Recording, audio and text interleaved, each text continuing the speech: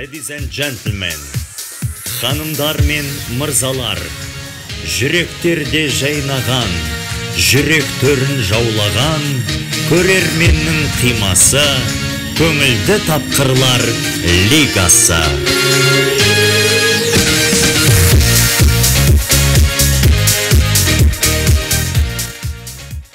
Осы жылдың финалына да аман-есен жеттік ау. Қош келдіңіз, достар.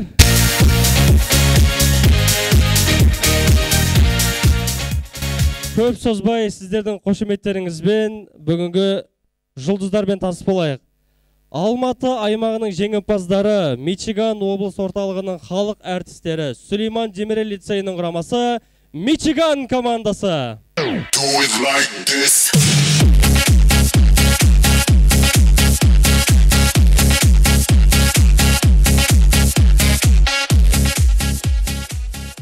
Екі қошқардың басы бір қазанға сыймайды, бірақ бұл мақал келесі командаларға қатысы жоқ. Солтүстік және орталық аймақтың жеңімпаздары, Жезқазған білім инновациялық құрамасы, нағыз қазақтар. Мен қазақпын, бойымдағы қан қазақ, мен қазақпын, мен шырқайтын ән қазақ, бір қазақтың бақыты мен бағына, бар жаны мен қуансы екен бар қазақ, мен қазақпын, түрім қазақ.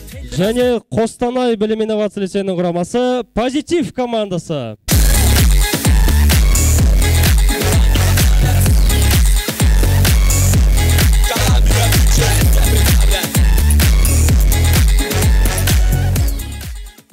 Осы отырған 4 адам үшін 3 күндік жолды артқа тастап келген Батыс аймақтың жеңімпаздары Құлсары білім инновациялық құрамасы, біз жанбасақ лапылдап.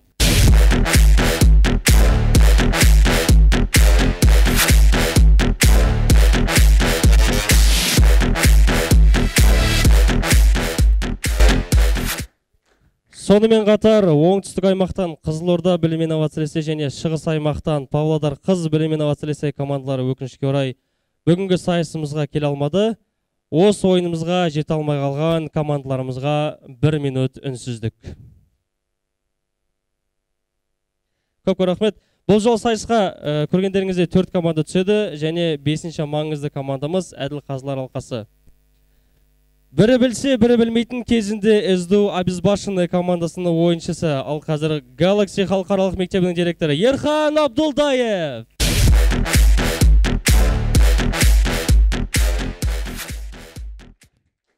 Барлық аймақта қызмет етіп көрген шығыс аймақтық саяхатшы координатор Әсет Дүйсенбаев.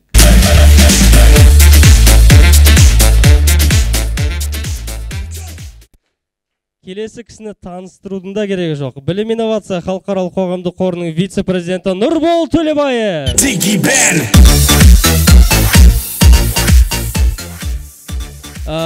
Бұл кісіге менің әзілдегенім артық болар, командалардың дайындаған әзілдерді жетіп жатыр. Білім инновация халықаралық қоғамдық қорының президенті Дархан Өте Ермаханұлы.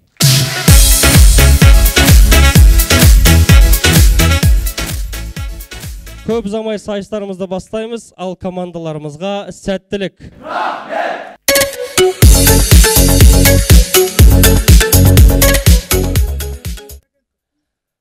Бүгінгі финалдық ойынымыз 3 сайыстан тұрады. Олар команда таныстыру сайысы бастауыш, уақыт шектеуі 4 минут, ерекше бір сайыс, оқиғалық ширату. Және де үй тапсырмасы, яғни біздің нұсқада этюд сайысы. Барлық сайыстарға жалпы тақырып, жақсы кітап, жан азығы. Сайыстар басталар алдында көрермендерімізге және командаларымызға кішігірім тосын сый. Бүгінгі кешіміздің қонағы Сүлейман Демирел университетінің құрамасы. Ду қол шапалақпен қарсы алыңыздар.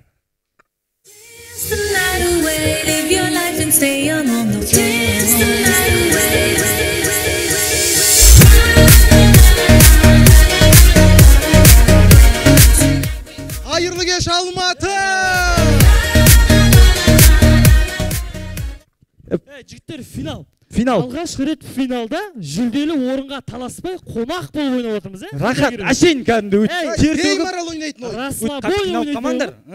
Осындай ерекше ойында келіп отқан әділқазыларының өз ерекше қара. Мына жерде негізі Давронжан Гаипов ағамыз отыру керек еді. Отыру керек еді да? Келу керек. Орны ойыстырап тұр ғой ректорымыздың. Тұра бер, әдемі. Ол кісі деген жаңадан сайланған Сүлейман Демирел университетінің жаңадан сайланған ректоры. Камераға алғыс айтып жүрейік. Құтты болсын. Құтты болсын Давронжан аға. Көреді ғой. Жаңа қызметіңіз құтты болсын. Неғып құттықтаватсыңдар? Давронжан ағай деп атсыңдар ғой. Біздің о кісі СДУ-да оқитынымызды білмейді да ғой о кісі. Бұл әлемде бар екенімізді білмейді да ғой Давронжан ағай.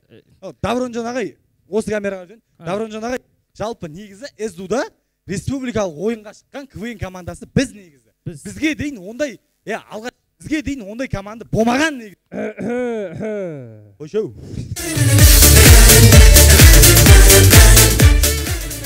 Негізі Давронжан ағамыз бар қойшы, ең алғаш көңілі тапқырлар лигасына төреш болып келген кезде ол кісі проректор етін. Мына екінші рет шақырылған кезде ол кісі ректор болып келу керек еді негізі. Осы жол кемеді. Что-то опасный жектер.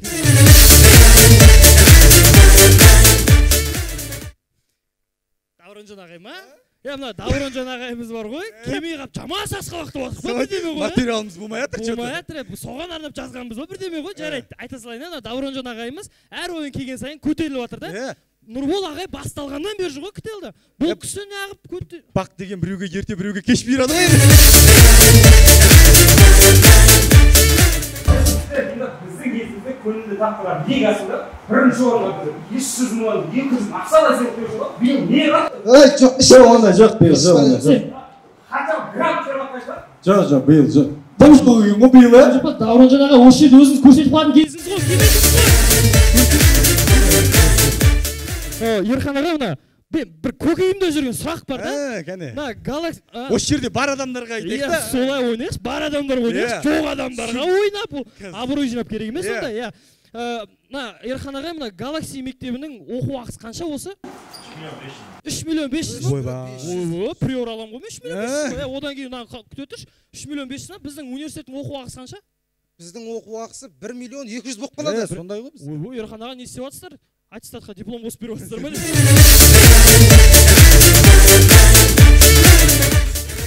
Тағы да қайырлы кеш, құрметті көрермендер. Сонымен елестетеміз. Дархан ағамыздың үйінде ешқашан орын алмайтын жағдай.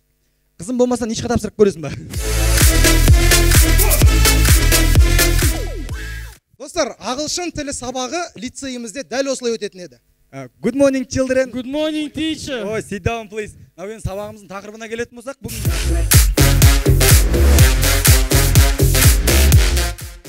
елестетіп көрейік, достар. Ставкасы шығып кеткен завуч ағамыз. Так, екі тәрбиеші үйленді, енді біреу қадамаса болды.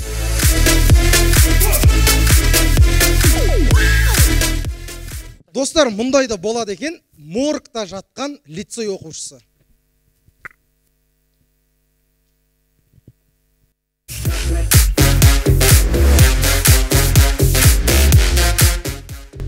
Елестетеміз, достар, Нұрбол ағамыздың кабинетінде болған жағдай. Ағай, мен точно Құлсардан кейін, бір айдан кейін ауыстырасыз ғой Нұрбол ағай.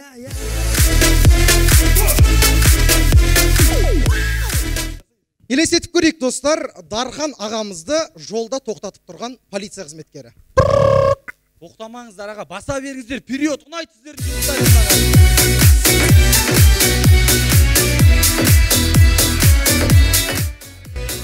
Рахмет, ректорымыз келмей шама шырып қалдық енді. Жоқ адам ғой ойнап. Құрметті Әділқазылар алқасы, жалпы біз Сүлеймен Демирел университетінде онлайн оқып, білім инновация қорында жұмыс жасап жатқан жігіттеріміз жалпы төртеумізде. Сіздердің алдарыңызда өнер көрсеткен, келесі оқу жылында да онлайн оқып, жұмыстарын жалғастыра бергісі келетін СДУ құрамасы. Рахмет, Алматы.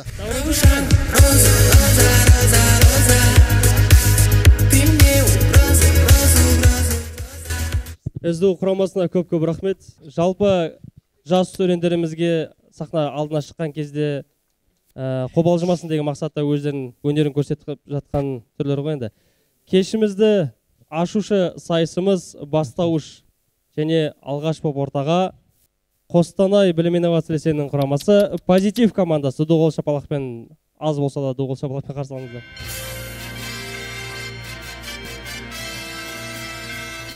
Финал болғандықтан бар жауапкершілікпен шығайын деп шештік. Қабыл алыңыздар.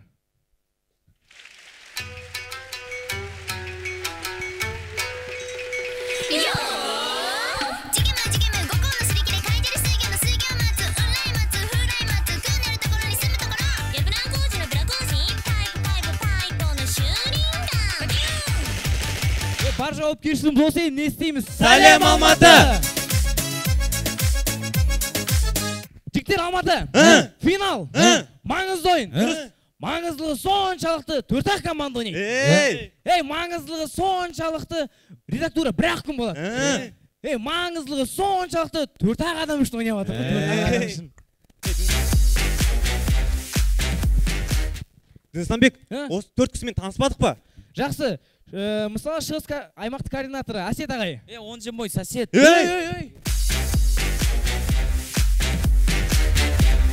Жігіттер, бір әзіл бар. Айт. Осы Ерхан ағайымыз қандай телефон ұстайтын білесіңдер ма? Қандай? Galaxy A20 қой. Жігіттер, Дархан Өтенеге Бурабайда лицей ашып жатқанын білесіңдер ма? Неге? Енді Гизеге барған кезде жататын жер керек қой. Негізі Дархан ағамызға мәзім да, лицей үшін бәрін істейді ғой. Жігіттер, оң қойындашы, мана, короче, редактурада, ан жақты ген репетицияда, за кулисами, бір қызық оқы болды, короче. Бір ағай кеп тұрмаған, бауырым, билемедік ба еді ғой, короче.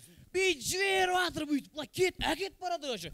Қуанышында шек жоқ, мәз о, короче, в общем.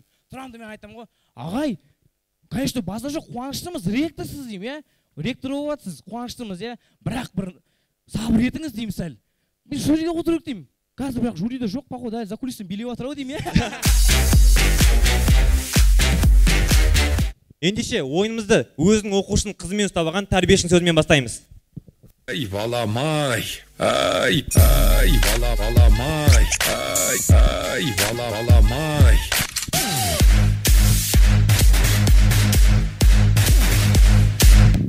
Кока-коланы жақсы көретін тәрбиеші чай питяда. Чё там, жігіттер, чай с газом ішпедік та дейін.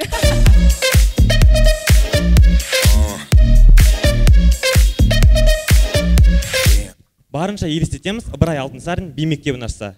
Бір Аллаға сиініп, кел балалар билейік.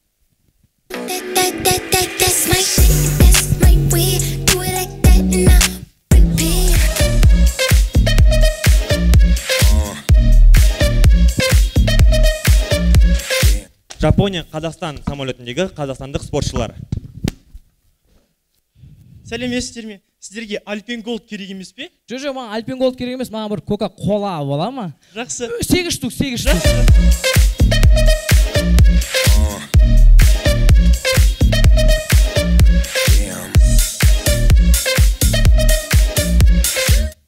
Кез келген адамдар ыңғайсыз жағдайдан амал тауып құтылғысы келеді. Сонымен көреміз көшеде болған жағдай. Бауырым, тиын бар ма? Тиын салып жіберші, өтініш. Ай, рахмет. Блин, брат, кешірші, қалтамда ақша жоқ. Братан, обижаешь, Каспий QR есть, Каспий QR.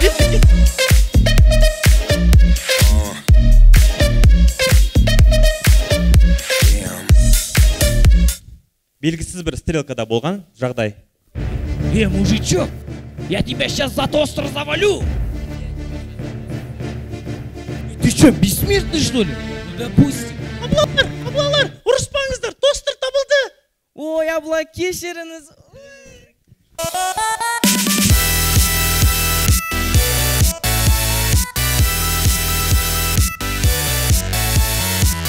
Құрметті әділқазылар, бірі білсе, бірі білмес, бірақ біз 4 жыл қатарымен көңіл тапқырлар лигасын ойнап келе жатырық.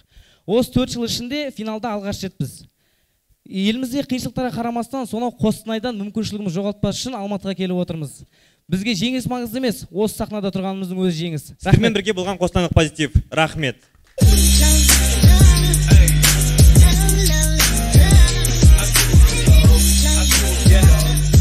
Көп рахмет. Және келесі обалдарыңызда Сүлейман Демирел лицейінің құрамасы Мичиган командасы. Алдарыңызда өнер көрсететін команда келесі адамдардан шабыт ала отырып құрылды. Нұрбол Төлебаев, креатив. Бурак Өзчеве, әдемілік. Джим Керри, актерлық шеберлік. Және құлсары басқалардан көшіру. Алдарыңызда Мичиган командасы. Қарсы алыңыздар.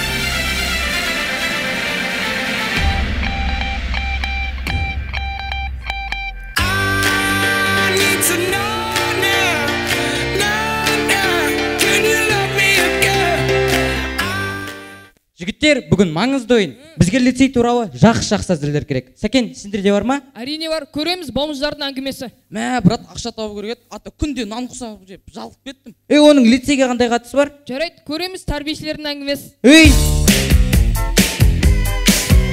Жігіттер, қойыңдаршы болды. Қарындаш бүгін Нұрбақтай красавчик болып тұр, ағай шашыңыздағансыз ба? Әлде финалға новый костюм алдыңыз ба? Онда точно бетіңізге грим ұстатқансыз ғой. Ағай, бір сәл болсын өзіңізге қарап жүрсеңіз. Басқа дайындаған әзілдерің бар ма? Әрине бар. Әбейлер бөлмесіндегі свежий әзілдер. Анасы мен баласының әңгімесі. Мам, өмірге бала әкелген қалай екен? Мен қайдан білейін? Мам, көреміз электрик таспақа. Тасыма, Wi-Fi орнатпаңыз. Түрік вампир тістеген бала. Оф я, что-то Африкаға кеткім келиyor. Көреміз Гитлер соғыстан кейін. Главный жеңу емес, главный қатысу.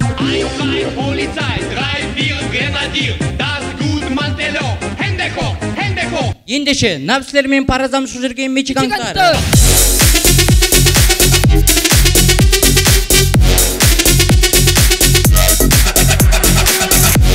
Комикс кітаптары. Дархан ағайдың Инстаграм парақшасы сияқты. Суреті көп, сөзі аз. Ендеше көреміз, біздің лицейдің балалары саяхатта. Фуй, ну не қол! Аяқ па, немне мынау? Бас! Мә, жи, қорпандаш, бұл паскарт қой.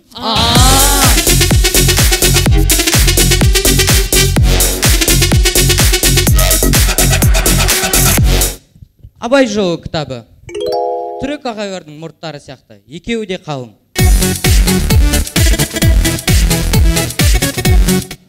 Елестетіп көрейік, бүгінгі Әділ Қазалы қабары мафия ойнаса қалай болады екен.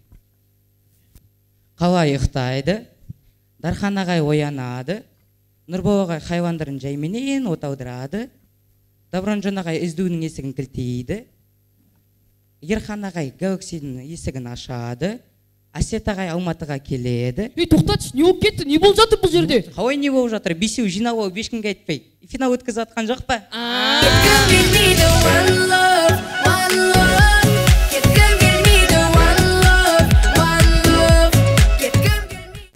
Құрметті көрермендер, кітап әлемін қорытындылайтын болсақ, лицей мұғалімдері Ақиқат пен аңыз кітабы сияқты. Тоқташ Ахмет, неге Ақиқат пен аңыз? Себебі Ақиқат пен аңыз кітабында Бауыржан атамыз соғыс майданында жауға қарсы соғысса, лицей мұғалімдері білім мен тәрбие саласында надандыққа қарсы соғысуда. Сіздермен бірге болған Әздаудық Мичиган және де кітап оқыңыздар. Себебі кітап құдіретті қару.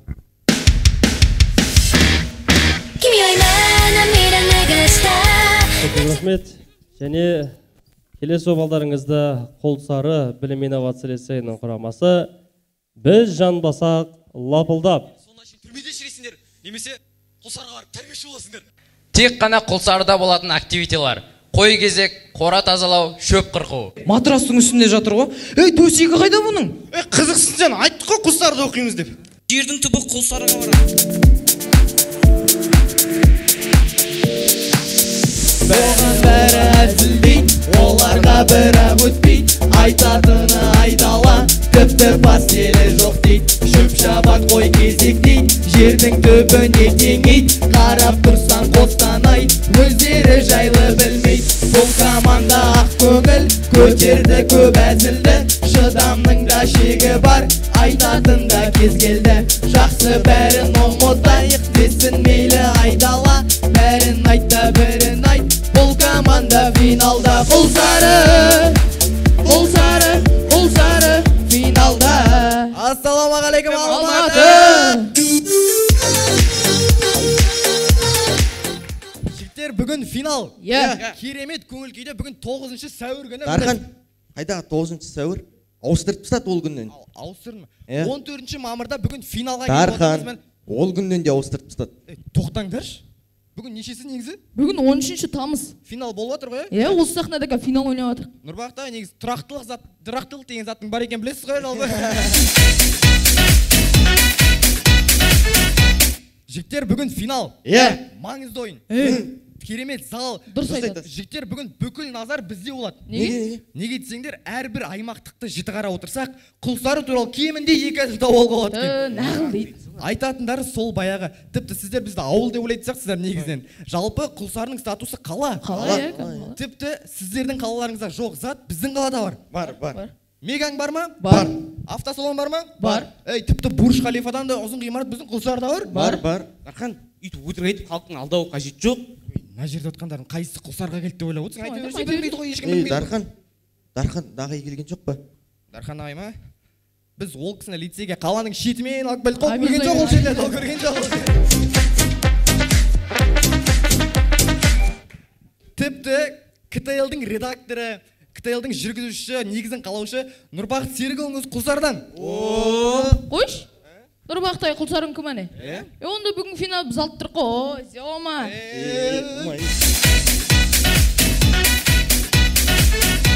Біз ол кісі Зема деп өзімізше жерлесіміз болсын мақтанамыз ғой. Мақтанамыз. Бірақ манағы әзілдердің бәрін өткізіп отқан редакторың Земан ғой. Ішің ашиды екен жерлесің болғасын бар ғой. Сол менде Нұрбақтай түсінбей жүрмін. Бір-екі сұрағымды қойып келейінші, рұқсат ба? Бар. Ассалаумағалейкум Нұрбақтай. Сіз негізі точно Құлсарының кісі? Не болды? Пропискасы Астанада екен ғой. Жігіттер, бүгінгі финалдың тақырыбы қандай? Кітап әлемі. Жігіттер, өздеріңде білетін шығарсыңдар, білім инновация лицейлерінде осы жылы Кітап Спейс деген құрылғы хит болды екен. Бүкіл лицейдің оқушылары сол Кітап Спейстен кітап оқып, бір-бірімен жарысты. Ал енді жігіттер, шындарыңды айтыңдар. Кітап Спейстен бір кітапты бастап, соңына дейін бір кәдімгідей оқыған адам бар ма арамызда? Мен бітірдім. Айтшы. Сен ба? Нені бітірдің? Қой, атын білмеймін, әйтеуір басып жатыр қой.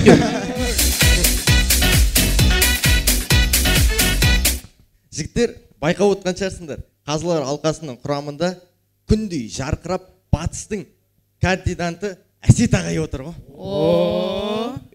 Естімедіңдер ме не? Нені? Ол кісі шығысқа ауысып кетті ғой. Қойш. Әсет ағай көшіп кеттіңіз бе не? Жігіттер, күн шығыстан батысқа баратын сияқты еді. Бұл жерде батыстан шығысқа барғаны қызық болып тұрды.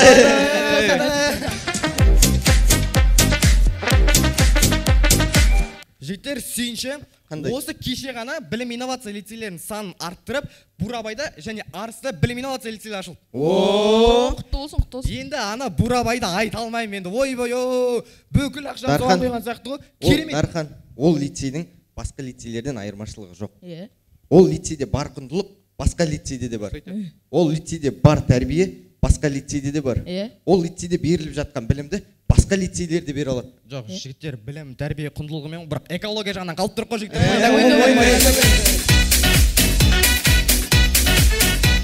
Сонымен тамашалаймыз Жезқазған перзентханасында болған оқиға. Нұрордаға тәрбиеші. Нұрорда. Қызылордаға тәрбиеші. Қызылорда. Байқа.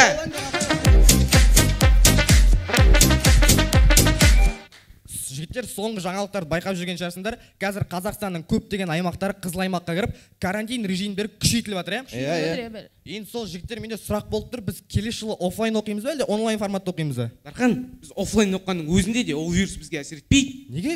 Біздің ғимаратты кезінде қаланың сыртына салып, сол кезден бері карантин режимін сақтап келатық қой.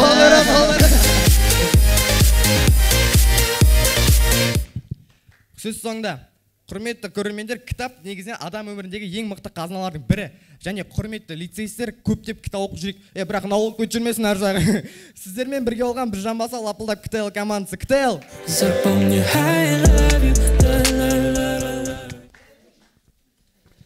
Көп рахмет. Және бастауыш сайысын аяқтайтын Жезқазған білім инновация лицейінің құрамасы нағыз қазақтар.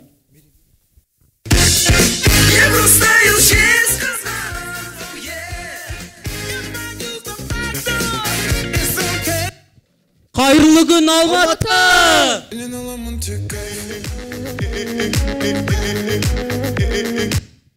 Құрметті әділ қазылар, біз офлайн сабаққа оқу үшін барлық лицей болып вакцина салдырдық. Міне, карантиннен аман қалғандарымыз алдарыңызда тұр. Қалайсыздар? Пап? Папа, сен мені таныдың ба? Бұл мен ғой. Мен қазір Жезқазған лицейінде оқимын. Қуасың ба? Бұл Дархан ағай ғой, өзінің бөлек отбасы бар. Сенің папан Жезқазғанда. Сонда менің папам кім? Нұрбол ағай, Әсет ағай, Нұрбақыт ағай.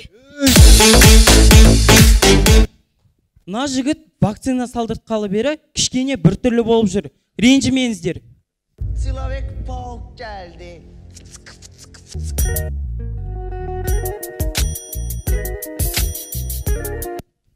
Жігіттер, не істеп жатсыңдар сендер? Не шу мынау? Қазір карантин білесіңдер. Айналамыз толған мобильді группа. Қазір естіп қойса камерасын алып жетіп келеді. Сол кезде барлығымызға проблема болады. Құрметті Ерхан ағай, бірақ сіз еш саспаңыз. Біз сіз үшін, сіздің лицейіңіз үшін тыныш ойнап, ақырын сөйлейміз. Ешқандай проблема болмайды, қорықпаңыз. В общем, Ерхан ағайдан 10 балл дейсің ғой. Сендер жаңа жаңалықты естіңдер ма, жігіттер? Жоқ, қандай? ЭЗУ-дың ректоры ауысып кетті ғой. Ректор ауысқаннан кейін столовыйында палау мен көк шай хит болып жатыр дейді олар. Шыны керек, әділқазылар, мына жігіттердің біреуі танымайды сіздерді. Бұл берген сценарийді ойнап тұрған балалар ғой. Бұлар сіздер түгел лицейдің директоры мен завучтарын өзін дұрыс танымайды. Карантин кәдімгідей әсер етіп жатыр бізге. Ана мереке кеше дәретханаға нәскиін шешіп көр десем, көзі банк болып кетті. Осындай қарапайым заттардың өзін енді үйреніп жатырық біз. Өйстіп адам болып кетеміз деп жатырық енді. Не ойнап жатсыңдар сендер? Финал. Финал? Мынау финал ма? Біздің аймақтық жақсы болды ғой. Финал деген мұндай болмайды. Жігіттер, біздің финалды айтсаңдар сендер. Қандай? Казмедиа. Астана. Мынандай 10 шақтарым отпайды ол кезде. 900 адам отырады ғой. Ойбай! Журналистер кеп жүргізетін. Нұрбақыт дегендер ол кезде сахна артында жүгіріп жүретін жас балдар еді ғой кезде. Нұрбақыт ағай ма? Иә, сахна артында жүгіріп жүретін. Қазір ғой костюм киіп өзін сүйіп тұрған. Сахнаның арты вообще қызық. Артынан ал қыз, Астана қыз дегендер сәке-сәке, сұңқар-сұңқар костюмің дұрыстап берейін. Бірақ сендерді түсінуге болады енді. Карантин басталып кетті. Лицейлерде жақсы сөз бар ғой, қайырлысы деген. Қайырлысы енді бір жөні болар. Мам, я хочу быть как Джиган.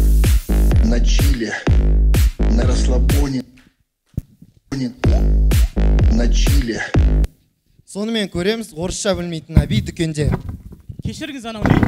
Это хлеб. Нанға ұқсайды екен, я? Мам, я хочу быть как Джиган. На чиле, на расслабоне, на чиле, на расслабоне. Сонымен көреміз, осындай әби әр лицейде табылады. Келдік ау лицейге, келдік ау. Қош келдіңіз лицейға, жүріңіз. Шай ішейік, әңгімелесейік.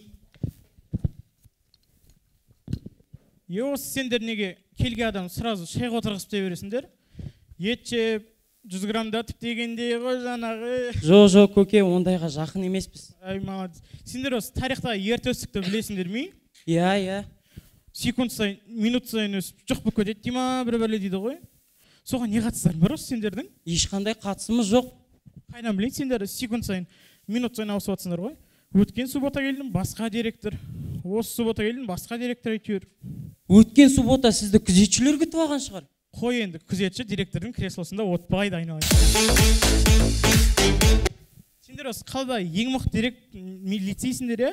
Білмеймін, бірақ сапалы білім, саналы тәрбие беруге тырысамыз енді. Бутылканың сыртындаған оқи саған қала кетті сен, бауырым. Бірақ аған қызық қалды деп ойлама, бірақ бір сендерден но бар. Қандай но, айтыңыз. Қалаға қыздар лицейін ашып жатсыңдар да, сендер. Я, пап, дұрыс айтасыз, қалаға қыздар лицейін ашу керек. Сен кім баласың өз? Сіз мен папам емессіз ба не? Жоға? Сонда мен папам кім? Нұрбол ағай, Әсет ағай, Нұрбақыт ағай.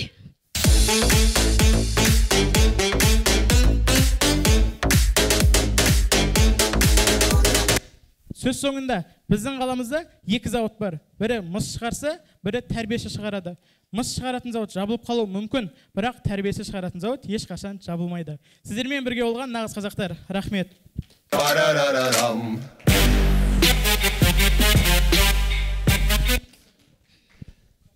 Командаларға көп рахмет. Құрметті командалар, сахнаға.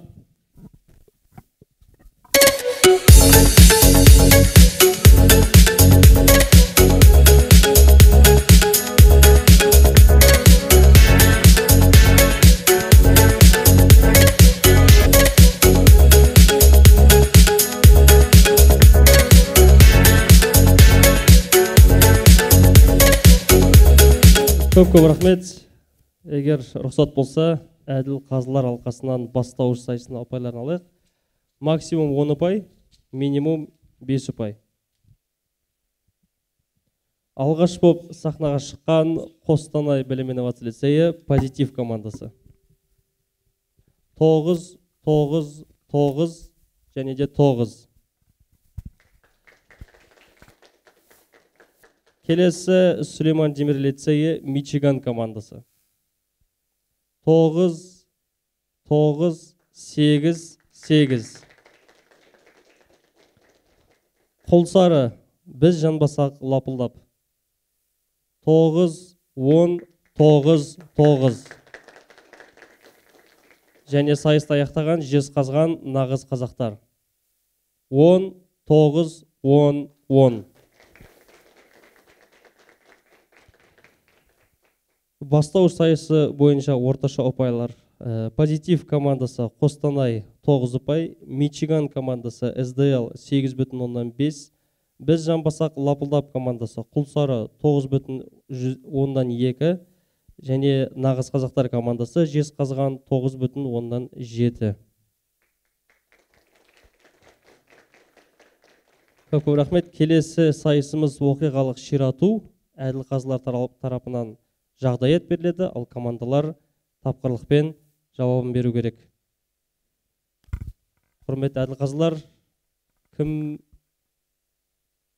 бірінші шыққысы келеді? Ерхан ағай, доғол шапалақпен. Ерхан ағай.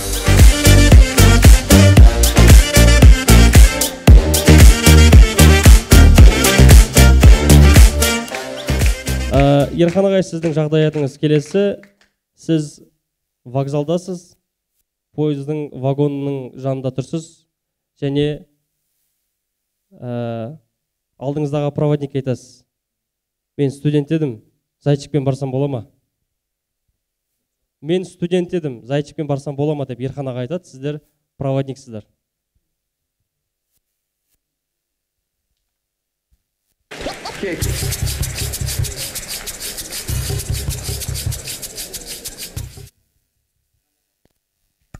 Жанбаса лапылдап Құлсары. Мен студент едім. Зайчик болып мүмкін кетсем бола ма? Галаксида оқисыз? Иә. Он бесплатно, онда кіре беріңіз мен. Қостанай позитив. Мен студент едім. Зайчик болып мүмкін кетсем бола ма? Негізінде мен де студент едім, проводник болып кеттім, өзі білмеймін қалай екен. Ерхан кішкене ортаға қарай жақын тұрсаңыз. Жезқазған нағыз қазақтар. Мен студент едім. Зайчик болып мүмкін кетсем бола ма? Ағай, Каспий Голтыңызға жынында төт жеріп қойдың. Дел Мичиган. Мен студент едім. Зайчик болып мүмкін кетсем бола ма? Наймансың ау деме, жатпайсыңдар ә. Қостанай позитив. Мен студент едім. Зайчик болып мүмкін кетсем бола ма? Мәні тамағыңызға.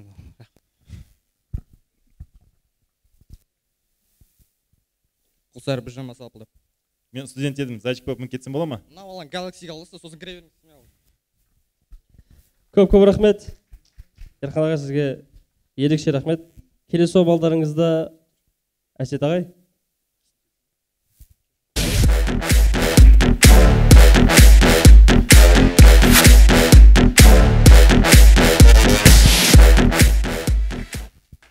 Әсет ағай, сіздің жағдаятыңыз дүкенде немесе ресторанда, сіз айтасыз, кешіріңіз, Каспий қабылданбайды. Біз жанбасқа лапылдап Құлсары. Кешіріңіз, Каспий қабылдамаймыз. Онда төлемеймін.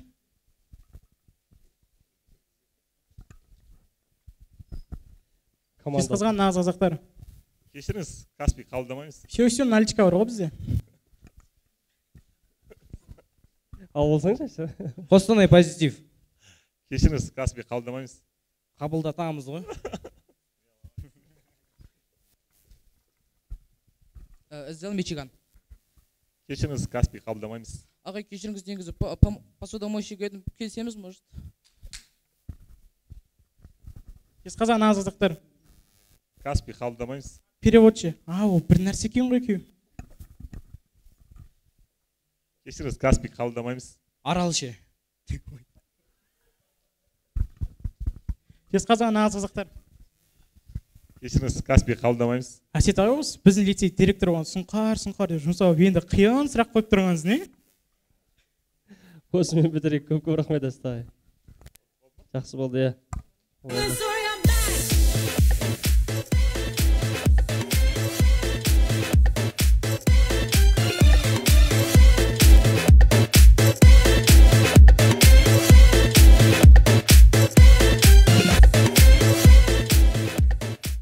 Нұрболайға реквизит. Мынандай қылып көйлегіңізді күйдіріп қойыпты, күйдіріп тесіп қойған ғой. Соны сұраңыз, мына не істегенсіз? Кім көйлегі негізі? Бақтырдың көйлегі ғой. Мына не істегенсің? Жезқазған азыздықтар. Мына не істегенсің, сұңқар? Күйдіріп алғам, көрініп тұр ғой. Иә.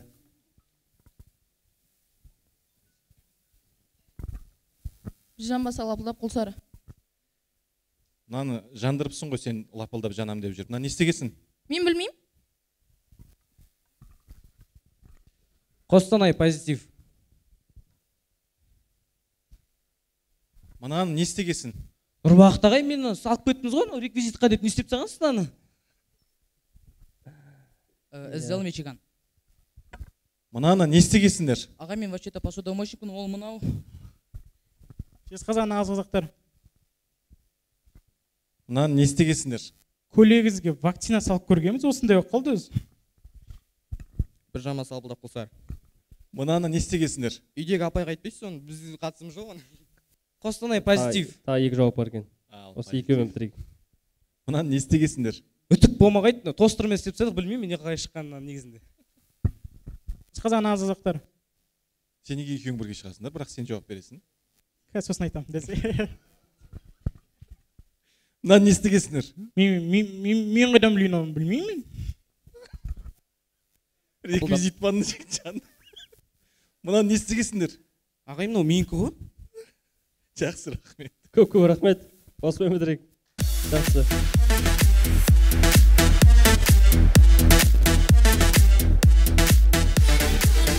Және соңғы жағдаят, Дархан ағай, сіздікі, сіз бірақ орныңызда отыра беріңіз. Сізге жақсы не?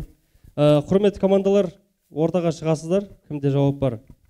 Айтатындарыңыз, хан ием, датым бар дейсіздер. Дархан ағай сіздерге датың болса айт дейді.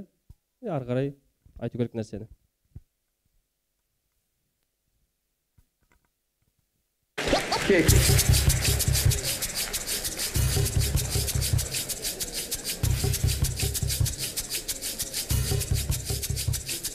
Сахнаға шығасыздар, хан ием, датым бар дейсіздер. Дархан ағай, датың болса айт дейді. Датың болса айт дегеннен кейін өз жауабыңды айтасың. Түсіндің ғой? Бірінші команда атын. Жезқазған азыздықтар. Хан ием, датым бар. Датың болса айт. Хан ием, шапаныңыз қайда? Команда. Бір жамбасы алпылдап құлсар. Хан ием, датым бар. Айт датың болса. Сүйінші Бурабаймен арса лицей ашылып. Керемет. Қостанай позитив. Хан ием, датым бар. Айт. Негізі карантин уақытында мынандай массовый мероприятие істеуге болмайды. Біз жамбаса лапылдап құлсары. Хан ием, датым бар. Айт. Не айтам? Қостанай позитив. Хан ием, датым бар. Айт датыңды. Кеш сағат 6-та Нұрбол ағамен ужин ғой, короче. Хан ием, датым бар. Айт. Мынаның не үшін алып шығатынымды айтсам бола ма? Айт. Мынау мен ізбашарларым ғой, осыларға үйретіп жүрмін мен енді қазір. Қостанай позитив. Хан ием, датым бар. Айт датыңды. Кешке ұлан асыр футбол жасамадық па? Осы соң жауап болсын ал. Біз жамбаса лапылдап құлсары. Хан ием, датым бар. Айт датыңды. Бір айналып келінші. Көп рахмет. Көп рахмет командаларға, әділқазыларға. Ал енді оқиғалық ширату сайысы бойынша ұпайларын алайық. Максимум 10 ұпай, минимум 5 ұпай. Қостанай, позитив. 5, 9, 7, максимум 10, минимум 5. 5, 7, 9, және де 8. СДЛ, Мичиган. 5, Нұрболай, 7, 8, 8. Құлсары, 8, 9, 6, 9. Және Жезқазған, нағыз қазақтар, 6, 8, 9, 10. Оқиғалық ширату сайысы бойынша орташа ұпайлар: Қостанай позитив 7,5, СДЛ Мичиган 6,7, Құлсары Біржанбасақ Лапылдап 8 ұпай, Жезқазған нағыз қазақтар 8,2. Бастау және оқиғалық ширату сайыстары бойынша орташа ұпайлар: Қостанай позитив 8,2, СДЛ Мичиган 7,6, Құлсары Біржанбасақ Лапылдап 8,6 және Жезқазған нағыз қазақтар 9 ұпай. Көп рахмет. Ал енді соңғы сайысымыз этюд сайысы. Оқушыларымыздың дайындап келген тапсырмаларын тамашалайық. Құрметті командалар, сахна артына өте берсеңіздер болады.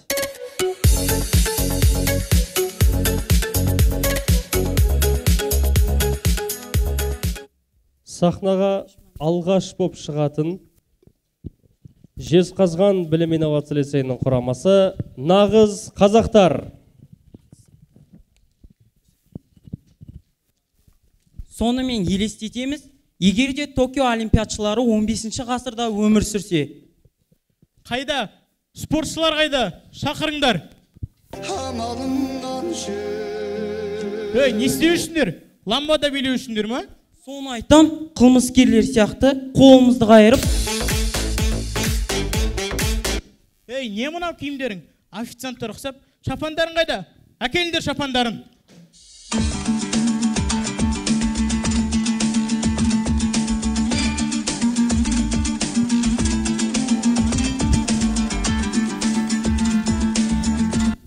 Ал сайраңдар, не көрдіңдер, не білдіңдер?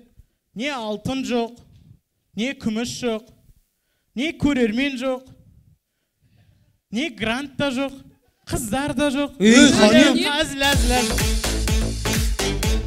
Бірақ жарайсыңдар, намысқа тырысып енді қола алып кепсіңдер. Сен қай спорт түрінен бардың, батырым? Мен жүзуден бардым, ханем. Бәрекелді. Сен қай спорт түрінен бардың? Жеңіл атлетика, жүгіруден бардым. Оппо, қателік осы жерден кетіпті ғой. Сен қай спорт түрінен бардың? Ауыр атлетика, штанг көтеруден бардым. Оппо, екінші қателік осы жерден кетіпті ғой. Ханем, өзіңіз олимпиадаға барсаңыз, қандай спорт түрін таңдаушы едіңіз? Фигурный катание ғой сол менікі. Өй, ханем, ол қысқы олимпиада ойындары ғой.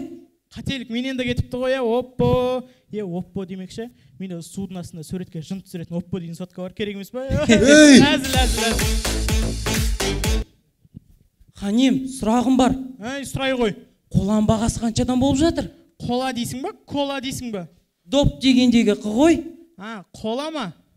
Сен сонда оңбаған. Бар еңбектерімен тапқан медалің сатпақшысың ба? Килограмм 70 теңге. Ал, мен сендердің Токиодан жеңімпаз болып келетіндеріңді біліп, сендерге ән шығардым. Мен мүмкін шәмші шығармын. Ханем, әзілді өлтіреді екенсіз. Қандай ән шығардыңыз? Ендеше тыңдандар. Токио, Франция, духы диор.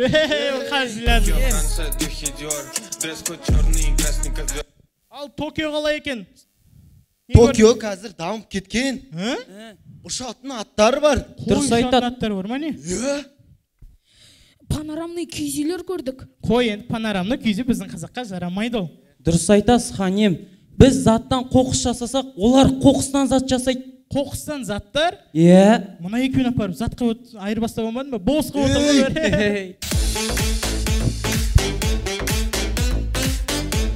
Құрметті Әділғазы алқалары, біздің ең басты айтқымыз келгені бұл емес. Біздің саясатқа да, спортшыларға да еш қатысым жоқ, қарапайым оқушыларымыз.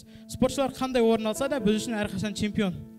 Құрметті Ерхан ағай, біз сіз үшін, сіздің лицейіңіз үшін барынша тыныш ойнадық. Дархан ағай, мен жалпы өзімді сізге қатты ұқсатам. Өскенде сіз секілді президент болғым келеді. Дене бітімім де сізге ұқсап келе жатыр. Нұрбол ағай, бүгінгі ойында алқыз жоқ қой. Енді біздің кезек келген шығар. 4 жыл болды осы кубоктың артынан келе жатқаныма. Берсеңізші енді. Соны айтам. О, әсет ағай. Мына видео есіңізде ма? Жеңімпазды біз Билл Гейтс семейді бар. Бәрі қырсынде ең басты. Самалға жез қазған бір Шантанмайын, мечтал бермайын.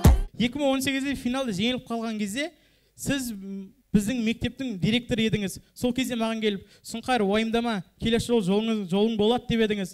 Араға 4 жыл салып екеуміздің жолымыз қайта тоғысты. Енді сол айтқаныңызды орындайтын кез келді ау. Сіздердің алдарыңызда өнер көрсеткен нағыз қазақтар. Рахмет.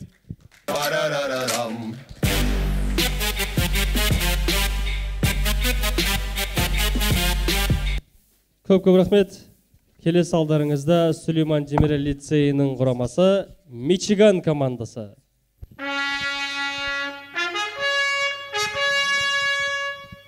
Америка құрама штаттары Мичиган ұсынады.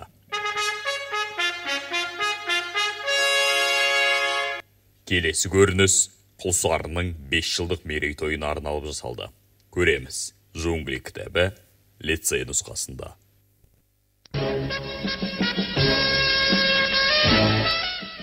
Бұл джунглида мен өз мектебімді ашқым келеді. Ол жерде ұлдарда, қыздарда, итте, құста, маймыл және жәндік атаулардың барлығы оқитын болады. Сонда лицейдің айырмашылығы не? Лицейде ұлдар мен қыздар оқымайды. Шерхан, сен руың кім? Тиграхаунд де. Шерхан, бізге Маули кедергі жасамақшы. Қап, ана үттің баласы ма? Жоқ. Мен оның көзін құртам, ал мектеппен содан соң айналысамыз.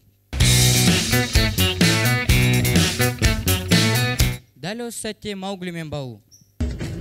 Дуарманның арасында біреу ойнап жүр, оның аты Маугли біліп жүр. Айтпақшы, Балуаби, біз қашан өз лицейімізді ашамыз? Жезқазған чемпион болсын, сосын ашамыз. Сонда бізде ешқашан да лицей болмай ма? Айтпақшы, Маугли, менің естуім бойынша Шерхан дәл осы джунглиде өз мектебін ашпақшы. Қалай сонда?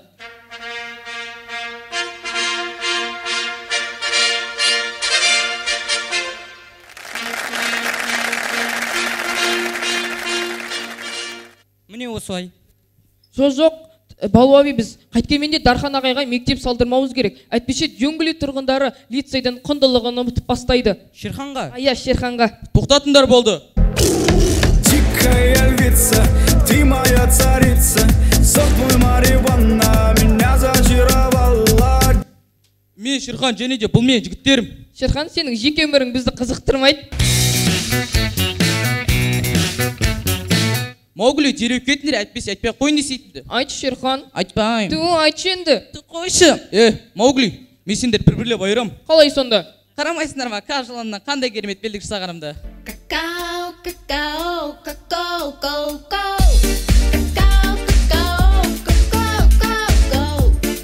Шерхан, біз сенің әлсіз жеріңді білеміз. Сенің өтпейтін әзірлерге аллергияң бар. Я сол Жезқазған сәтіне біраз ауырып қалып едім. Шерхан, доғар болды. Әйтпесе мен сені Құлсарыға апарып тастаймын. Мен онда ақмақтықтан қорықпаймын. Ал сен, іздуға түспейсің. Ол жерде менің таныстарым бар. Даурожан ағай, тигр. Өзіңсің Даурожан. Шерхан, жаның барында доғар. Әйтпесе ана бетін ертеу қызыл кітаптың обложкасына тұратын болады. Сендер мен әлсіз жерім таптыңдар. Бол, Шерхан, соңғы сөзіңді айт. Мен соңғы сөзімді өлеңмен жеткізгім келеді. Араға шықтық бар екен, тек сәтте ғана бәлкім ол өзгереді.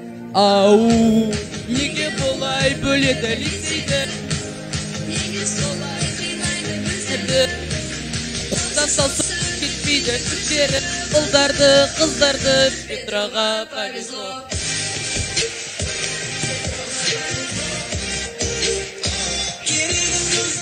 Сен қуасың ба? Айтсаң да есі дұрыс өлең айтпайсың ба, есек? Мен вообще-то жолбарыспын ғой.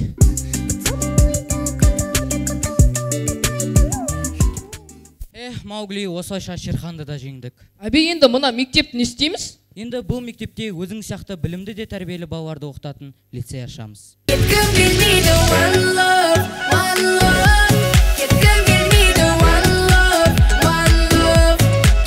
Құрметті көрермендер, сіздердің алдарыңызда өнер көрсеткен өз лицейін жандай жақсы көретін мичиганттар. Айтпақшы, Нұрбол ағай, сторисқа сала беріңіз. Джунглида тағы да бір лицей ашуда. Рахмет.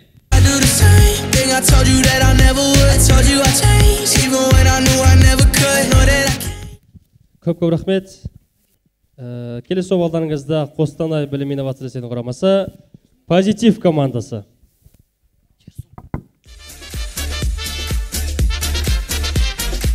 Сонымен көреміз 451 градус Фаренгейт бойынша кітабы біздің нұсқада. Кітап желісі бойынша сонау болашақта заман дамыған кезде кітап оқу заңсыз болып саналады. Және де кітапты өртейтін мамандық пайда болады. Сонымен көреміз өрт сөндірушілер станциясында. Назар аударамыз. Өрт сөндірушілер, мұнда келіңдер. Бір жұмыс шығып қалды. Келіңдер бұл. Оставайтесь на линии. Оператор обязательно ответит вам. Ой, мыналарын керек кезде алмай қалдау. Кім жақсы жұмыс десе, абла татылы пісіріп берем деген негізі. Татлы дейді? Татлы? Сендер осы тәрбиеші емессіңдер ма? Жоқ, ачы. Неге абламен тамақ десеңінде жыбырлап келіп қалдыңдар? Бір түсінбегенім, неге кешіп келіңдер? Мен просто Қазақстанның вакцинасын салған да. Жоқ, қалай, нормально ма? Жалпы жаман емес, әйтеуір былай құлағым жабам ғой. Дейтін бір дауыс шығады. Ей, жігіттер, оны қоя беріңдер. Мен сендер шақырған себебім, мен Қазақстандағы соңғы кітаптар таптым. Міне ол. Бұл арын дейтін, апасқандай қолмау? Кітап спейсте шынымен оқыған кітаптар саны осы енді, мен негіден бар. Жігіттер, менің ойымша, бұл кітаптарды өртеу керек. Немесе кімде қандай идея бар? Олар егерде соңғы кітаптар болса өртемей бір жерге сақтап қойық та болашақта керек болады. Ей, ақымақ. Қазір дамыған заманда бұл кітаптардың бір пайдасы жоқ.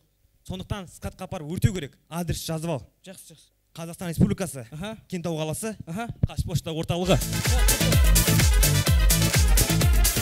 Капитан Битти, мүмкін бұна кітаптарды жаққанша Simple жағамыз. Бір жағынан хайп болады, бір жағынан Инстаграмнан подписчик жинап аламыз. Ей, сен балаң басың істейді. Монте, кітаптарды ал. Жақсы.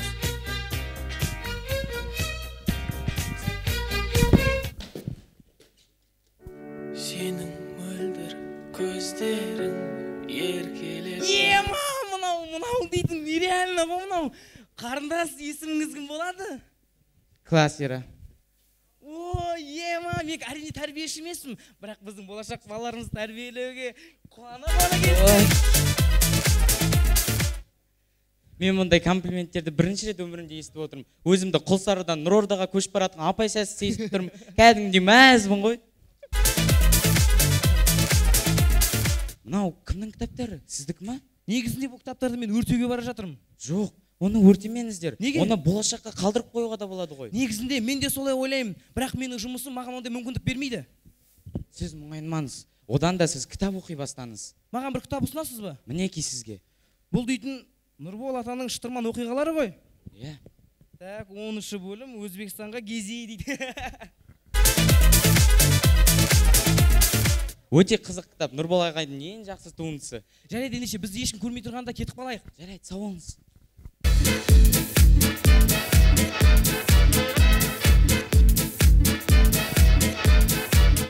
Арадан бірнеше апта өтті, ал Монтек кітапқа деген қызығушылығы артып, біраз кітаптар оқи бастады. Сол кітаптардың ішінен Кларисадан хат тауып болды. Сәлем, бұл мен Клариса. Саған хат жазып отырған себебім, менің мегабайттарым бітіп қалды дейсі. Жарайды, ойнап айтам. Менің саған айтайын дегенім, Битти менің кітап оқитынды біліп қойды. Сол үшін ол үйдегі Wi-Fi сөндірсек, ойнап айтам. Шынымен айтсам, Битти менің кітап оқитынды біліп қалды. Енді ол менің үйімді өртеуі мүмкін. Сол үшін бұл менің соңғы хатым болуы мүмкін. Сау бол, сенің сүйікті Кларисан. Жоқ! Неге үйттің Месси, неге Барселона кетіп қалдың? Осылай Клариса деген құрметпен Монтек одан да көп кітаптар оқи бастады. Ал қалаға қиын қыстау сәт түсті. Монтек, бізге сенің көмегің қажет. Қалада өрт болып жатыр. Бол.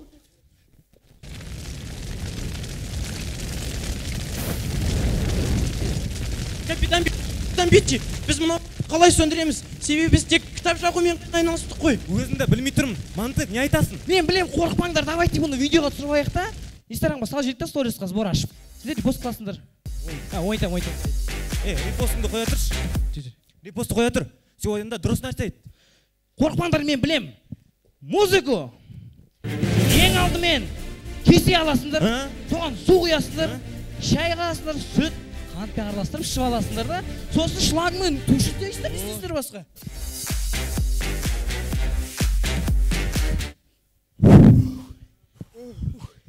Мантек, жақсы бір жұмыс істедің.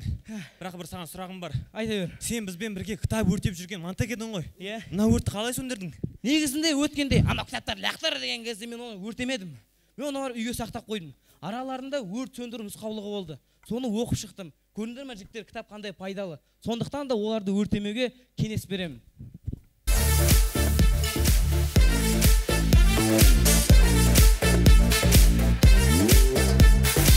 Құрметті әділ қазылар, бұл көрінісімізбен біз заман қанша дамыса да, қанша өзгерсе де, кітап құндылығын жоғалтпайық деген білдіргіміз келді. Рахмет. Сіздермен бірге болған қостанайлық позитив. Рахмет.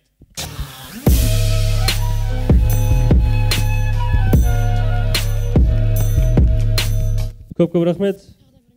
Ал енді соңғы сайысымыздың соңғы ойыны Құлсары білім инновация лицейінің құрамасы біз жанбасақ лапылдап.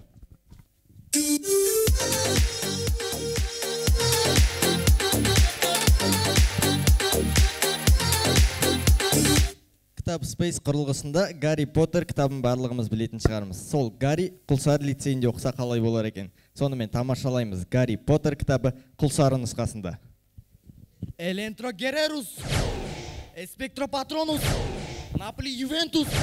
Гарри, не істеп жатсың? Мына жаңа сиқырды үйрене алмай жатырмын, білесің бе? Әрине. Арыс Бурабайыз.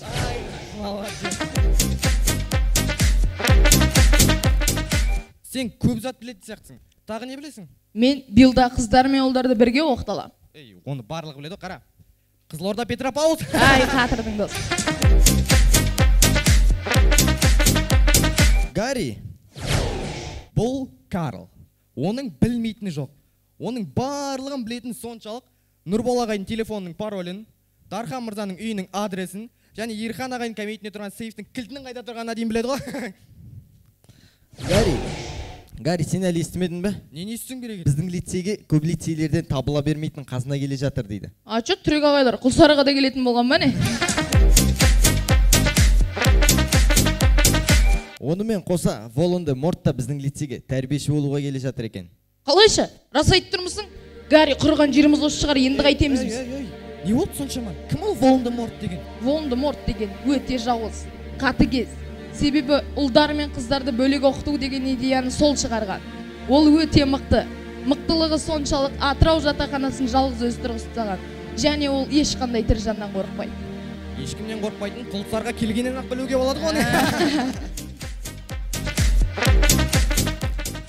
Не істеп тұрмыз? Кеттік ана Морттың тоқтатайық. Кеттік. Мортты тоқтату мүмкін емес. Бір аптада 1400 бет кітап оқу дегенге сенесің бе? Жоқ. Вот кітап Space бізге соны сендірді. Так что мүмкін емес, жат жоқ, жігіттер кеттік ана тоқтатайық. Кеттік ендеше. Арада 15 минуттан соң. Жүріп келе жатырық. Бір шет жоқ жер екен анау. Неге бұлай қалаң сыртынан салып қойған ба? Қайда Волан-де-Морт? Қайда ана Морт? Кездестік па жігіттер?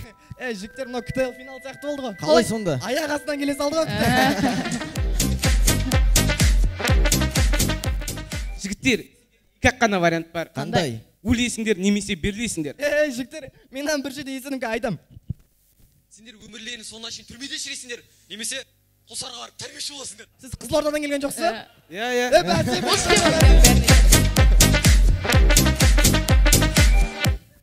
Көп сөзді қой, жекпе-жекке шық. Аман қыз. Гарри алға. Элентро Гереру. Жарайсың, Гарри. Қайландыр рет. Ойбай. Гарри алға. Кітап Space. Жарайсың, Гарри. Жарайсың. Сен мынаумен мені тоқтатам деп ойлап. Әрине. Байфын болуыз.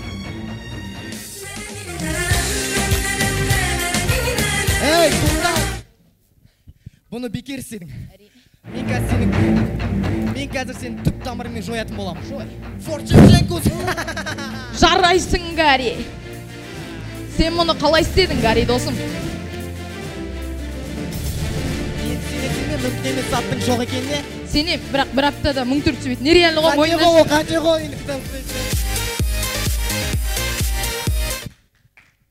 Сіздермен бірге болған біз жамаса лапылдап КТЛ командасы. КТЛ.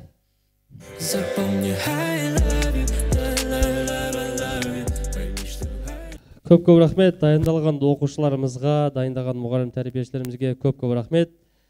Және рұқсат болса, кешімізді қорытындылап, әділ қазылар алқасына сөз берейік, ал командалар ортаға.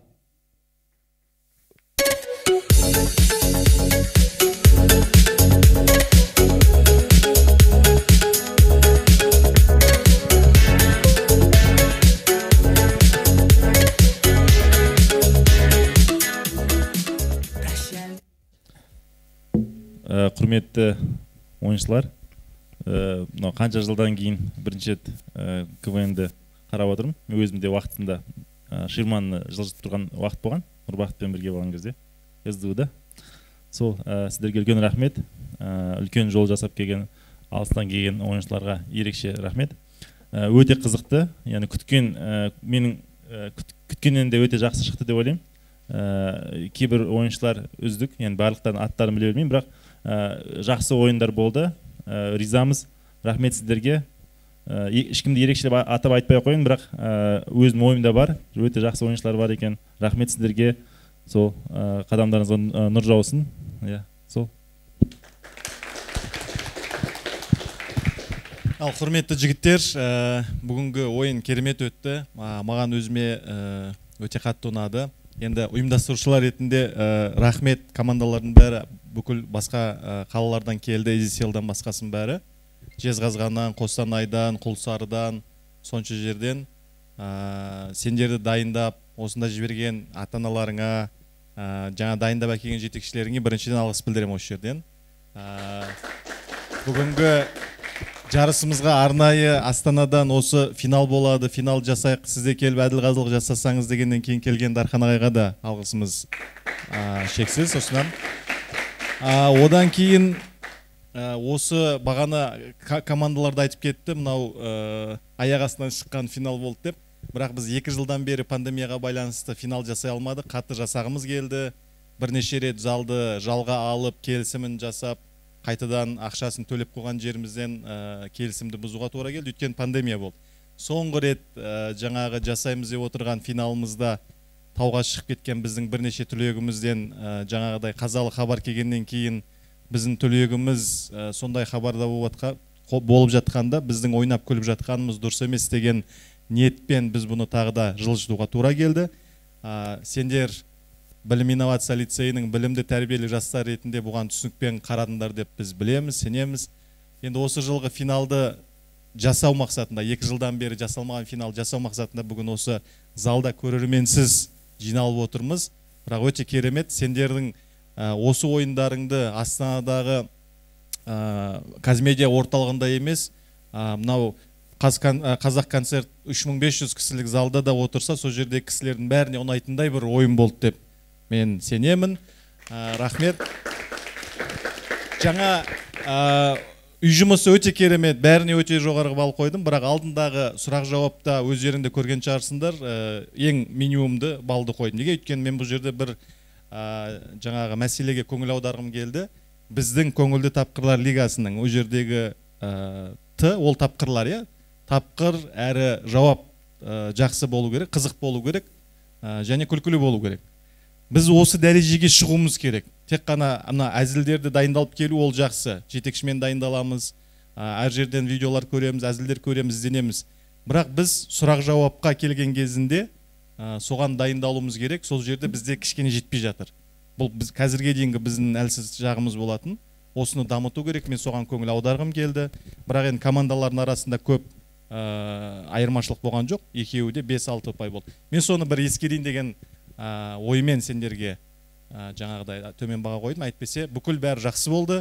Рахмет жетекшілерге, бірге келген ағайлар, сіздерге рахмет. келмей қалған екі командамызға осы жерден сәлем жолдаймыз. Олардың да белгілі бір жағдайларға байланысты түсінуге болады. Біз оларды да көргіміз келген. Арамызда Павлодар Қыздар лицейі және Қызылорда Ұлдар лицейі келмей қалды, бірақ келесі ойындарда олар да осы керемет сахнадан көрінеді деп ойлаймыз. Және осы жарысты ұйымдастырудың басқасында жүрген Нұрбақыт ағай және мына СДУ құрама командасына айрықша алғыс білдіреміз. Пандемия болса да осы кісілердің жаңағы сұрауымен ағай финал жасайық, финал өткізейік деген ұсыныстардың арқасында бүгін бәріміз осы керемет сахнада бас қосып отырмыз. Баршаңызға рахмет. Енді мен көп сөзді ұзатпай, ары қарай келесі әділ қазыларға берейін. Рахмет.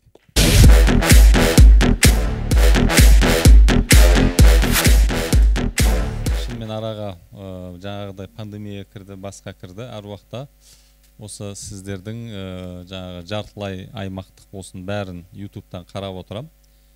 Шын мәнінде өзім қатты қызығам осы сендердің сахнада өнерлеріңді шыңдап, өздеріңді жаңағы сахнада ойын көрсетіп, жан-жақты дамытқандарың. Мен ойлаймын, бұл жалпы біздің билдің оқушылары үшін өте маңызды. Неге мына қазірдің өзінде араларында келешекте мықты жаңағы Тұрсын Қабатов сияқты осындай сахнаның шеберлерін қазірдің өзінен байқауға болады. Араларында еркін ойнап, өздерінің жаңағы қабілеттерін еркін көрсетіп атқан оқушыларды көргенде өте қуанам. Әрине, енді ғана сахнаға кіріп, осы еркін ойыншылардың арасында әсерленіп, өздерінің қабілеттерін шыңдап атқан оқушыларды көріп жатырмыз. Бұның бәрі керемет нәрселер. Бұл сендер үшін өте үлкен бір өздерінің бір осы өнер жолындағы бір қабілеттеріңді шыңдау, жаңағы дағдыларыңды дамыту деген сияқты. Кім білет араларынан келешекте мықты осындай өнерпаз азаматтар шығады деген мақсат. Сондықтан мен әр уақытта осылай Нұрбақыт ағайлар, Нұрбол ағайларын шақырғанда қуана келіп қатысуға тырысам. Өте қуаныштымын. Аяқ астынан болса да өткені өте дұрыс болды, нүктесі қойылған дұрыс болды. Сондықтан мен ойлаймын, ендігі жолы тағы да жақсы дайындықпен келе алмаған командалар өздерін жан-жақты дайындап қатысып, осы өз лицейлердің атынан, аймақтардың атынан деген сияқты осындай келешекте әртүрлі ойындардың, керемет ойындардың жаңа куәгері бола беретінімізге сенеміз. Осы КТЛ-ден жаңа көрдіңдер, СДУ-да оқып жүрген уже ағаларыңды көріп жатсыңдар, олар кәдімгідей сахнаның майталманы жағдайына жеткен жігіттер. Өте қуанышты осының барлығы. Сондықтан бір ғана мақсатымыз бар, сендердің келешекте қоғамда өз орындарын тауып, осы білім саласы болсын, өнер саласы болсын, қай сала болса да маңызды емес, бірақ Абай атамыздың айтқан сияқты, сенде бір кірпіш дүниеде кетіңі таптап бар қалан дейді. Сол білімнің жанында бәлкім өнер саласында мықты өнерпаздар шығып қалама деген, келешекте мықты осындай профессионалды көріп қаламыз ба деген сол бір мақсатымыз.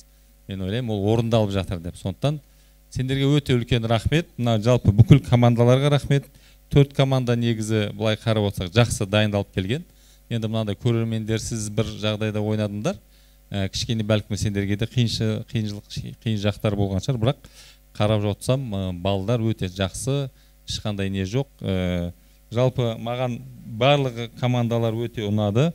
Сонау батыстан неден келген жаңағы кім, Құлсары мысалға, керемет, Құлсардан келген команда тамаша. Позитивта өте тамаша ойнады, керемет. Сонау Қостанайдан келіп көрініп тұр, мықты ойыншылар бар. Нағыз қазақтарда ішінде мықты жаңағы кішкентайынан генерал Аби деген жігіт емессің ба сен де, сол да? Соқта баяғыда бізді бір күлдіргенсің, мұны керемет. Және өзіміздің СДЛ-дің де өзінің бір почергі бар, молодцы, жас жігіттер өсіп келе жатқан сияқты, Құдай қаласа. Барлықтарыңа көп рахмет жігіттер. Еңбектерің жана берсін, осылай КТЛ жасай берсін. Сендер сияқты мықты ойыншылардың біз ойындарын көріп, күлкіге тоймай, қуанып жүре берейік. Рахмет сендерге.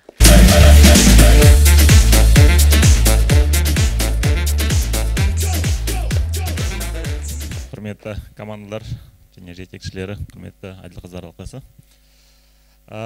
Біріншіден, бүгінгі ойынға қатысып отырған командаларға көп рахмет айтқым келеді. Жалпы мынау КВН КТЛ-ды бұрыннан көріп келе жатырмыз, командаларды танимыз. Жезқазған болсын, Құлсары. Бүгін мінекей өте керемет екі командамен танысып отырмыз. Қостанай, мысалы бұрыннан көрмеген, бірақ өте қатты қуанып отырмын. Және СДЛ командасы. Рахмет, бүгінгі ойын өте жақсы өтті деп ойлаймын.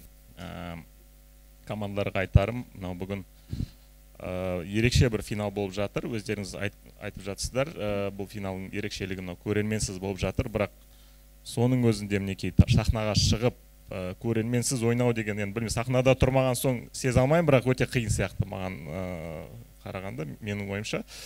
Сол қиындықты мінекей қиындықтан қорықпай осы жерде өнерлерін өте жақсы көрсетіп жатқан сіздерге көп рахмет. Және балалар мынандай, әсіресе оған тағы да қосымша мынау пандемияның кезі алыстан келіп кету жалпы қиын болып жатыр. Батыстан қалай келу керек екенін білемін, Алматыға келіп жатыр. Сол үшін сіздер дайындаған жетекшілерге, мектептеріңізге, ата-аналарыңызға көп рахмет. Бүгін керемет көтеріңкі бір көңіл күй сыйладыңыздар. Сол үшін көп рахмет. Енді сіздерге тек қана жеңіс тілеймін. Рахмет. Көп рахмет. Ал дайын болсаңыздар, әділ қазылар алқасынан этюд сайысы бойынша ұпайларын алайық. Максимум 10 ұпай, минимум 5 ұпай. Позитив, Қостанай. 10. Барлық әділ қазылар 10. СДЛ, Мичиган.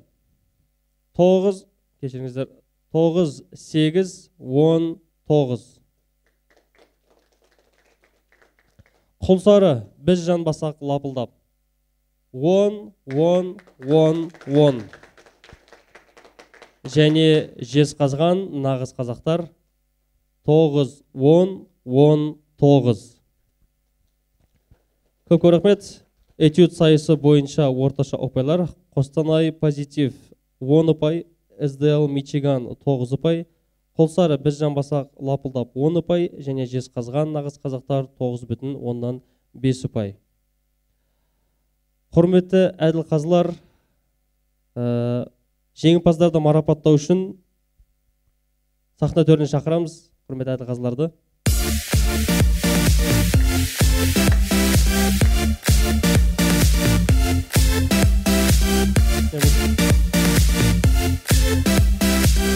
Сегіз бүтін 8 ұпаймен СДЛ Мичиган, яғни 3-ші орын.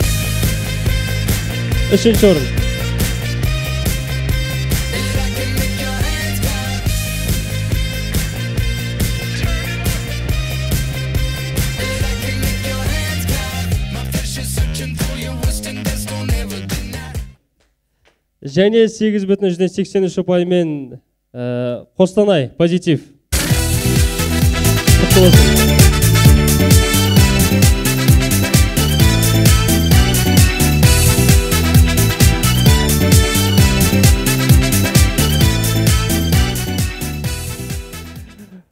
Тоғыз ұпаймен Құлсары біз жан басақ лапылдап 1-ші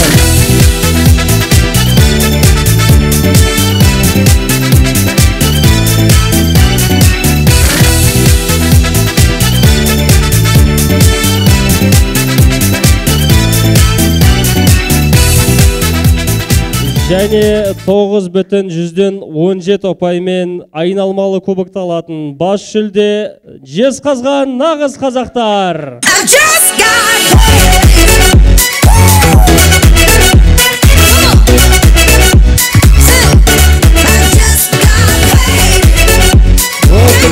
Тапқырлар лигасы өз мәресіне жетті. Кешімізге келгендеріңіз үшін көп рахмет. Сау саламат болыңыздар. Амандықта кездесе берейік.